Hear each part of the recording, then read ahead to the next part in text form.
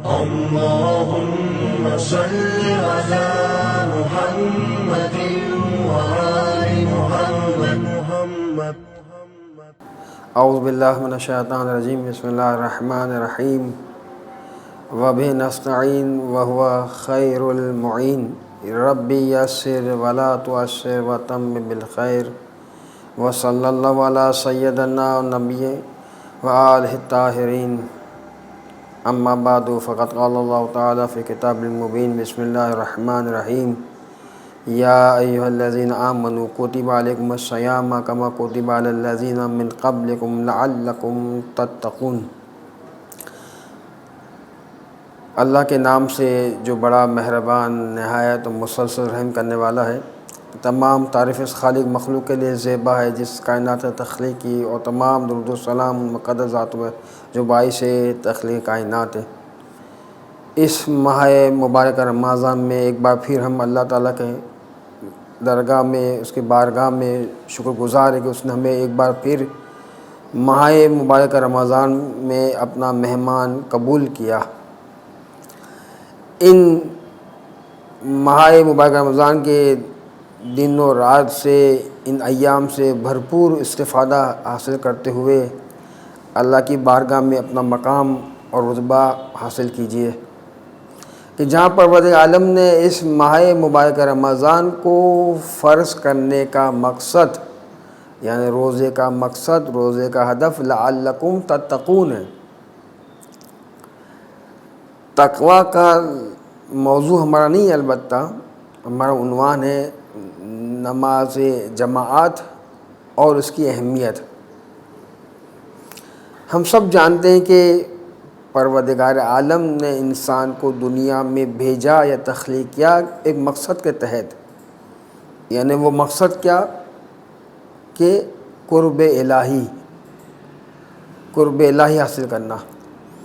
اور یہ قرب الہی حاصل نہیں ہو سکتا مگر عبادات کے ذریعے، چاہے وہ عبادات واجبی عبادات ہو، چاہے وہ مستحبی عبادات ہو. انہی عبادات کے ذریعے ہم اللہ کا قرب حاصل کر سکتے ہیں. ہر چیز کے دو پہلو ہیں، ایک ظاہری پہلو، ایک باطنی پہلو.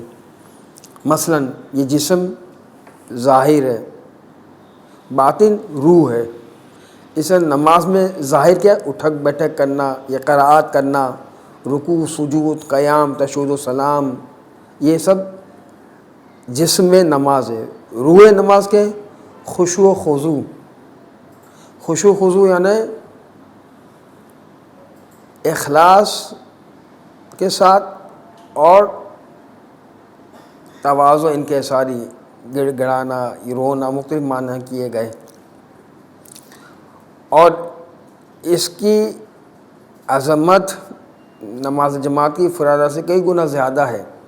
بالکل مختصراً رسالہ عملیات یعنی توضیح مسا میں تمام فقہا نے اس بات کو نقل کیا روایت معصوم علیہ السلام کے ذریعے، وہ یہ کہ فرادہ نماز کے مقابلے میں جماعت نماز کا ثواب کتنا گنا بڑھ جاتا ہے. ایک روایت میں 10 گنا، ایک روایت میں 70 گنا. اور پھر یہاں انتہا یہاں تک پہنچی کہ روایت کے الفاظ یوں ہے کہ جب اگر 10 افراد جماعت نماز میں شامل ہو جائے تو ملائکہ فرشتے قاصر ہے اس انسان کی نماز کے ثوابات کو لکھنے سے. اور پھر ایک فلسفہ یہ بھی کہ اگر کسی ایک کی نماز درگاہ حق میں قبول ہو گئی، نماز سب کی نماز قبول ہو جاتی ہے.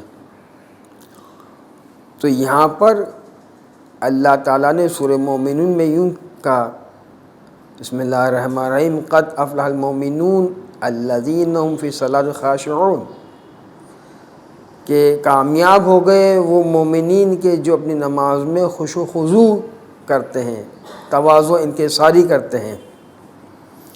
اور دیکھیں ہم جس زمانے سے ہمارا تعلق ہے، قائم عالم محمد امام زمانہ جل اللہ تعالیٰ فرج شریف، اس میں ایک موضوع بحث ہے کہ مولا کے انصار و عوام میں کون لوگ ہوں گے.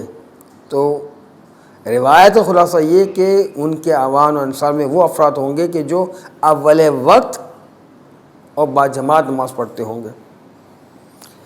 ایک نوجوان 19 سال کا محروم عارف زمان آیت اللہ عظمیٰ حسن علی اصفہانی نخودکی کے پاس آتا ہے 19 سال کا، کہتا ہے آقا میری 3 آرزوئیں ہیں، پہلی یہ کہ مجھے روزگار مل جائے، دوسرا یہ کہ میری شادی اسی جوانی کی عمر میں ہو جائے، تیسری میری آرزو یہ کہ میں اسی جوانی کے عالم میں حج بیت اللہ سے مشرف ہو جاؤں۔ یہ عارف زمان کیا کہتے ہیں؟ کہتے ہیں کہ یہ 3 آرزو تمہاری پوری ہو جائے گی، تم مجھ سے ایک وعدہ کر لو۔ کہتے ہیں کہ کیا وعدہ؟ کہتے ہیں کہ وعدہ کرو کہ تم ہمیشہ سر وقت اول وقت نماز جماعت پڑھو گے۔ کہا میرا وعدہ۔ جس مسجد میں وہ نماز پڑھتا تھا یہ نوجوان، اس وقت اس کی عمر 80 سال تھی۔ پیش نماز نے اسے کہا کہ میں جب کبھی نماز کے لیے آتا ہوں تم پہلی صف میں پہلی لائن میں اول وقت نماز جماعت میں کھڑے ہوتے ہو۔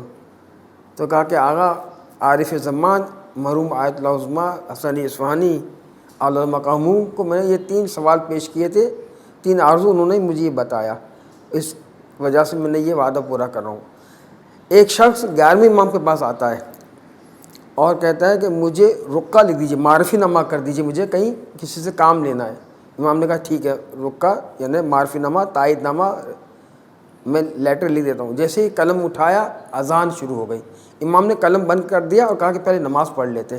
جیسے نماز پڑھ کے 11ویں امام اور وہ شخص آتا ہے، کیا دیکھا؟ وہ ورق یا وہ لیٹر ہیڈ یا وہ کاغذ پہ پورا تائید نامہ لکھا ہوا، معرفی نامہ۔ کہا مولا یہ کہ ابھی تو آپ نے لکھا نہیں، یہ کیسے لکھ دیا؟ کہا یہ ہم نے سر وقت نماز کے اوقات میں نماز کو یاد کیا، اللہ یعنی اللہ کو یاد کیا، اللہ نے بھی ہمیں یاد رکھا ہے۔ ان تنصروا اللہ ینصرکم، تم اللہ کی مدد کو اللہ تمہاری مدد کرے۔ یعنی کیا؟ تم نے نماز کو یاد کیا، سر وقت نماز میں پہنچے، اللہ نے تمہارا کام کر دیا۔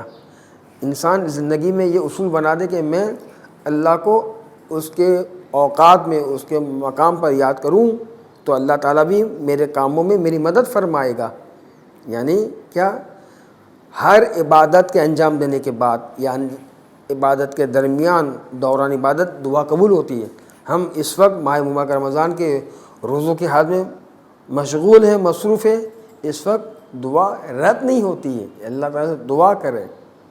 جیسے کہ نواب اربعہ میں سے ایک شخص نے ان نائبین میں 4 نائبین میں سے کسی ایک نے کہا کہ اللہ تعالیٰ نے کائنات کے خزانوں کی چابی حضرت حجت کے حوالے کر دی ہے، لہٰذا جو کچھ بھی ملے گا وہیں سے ملے گا۔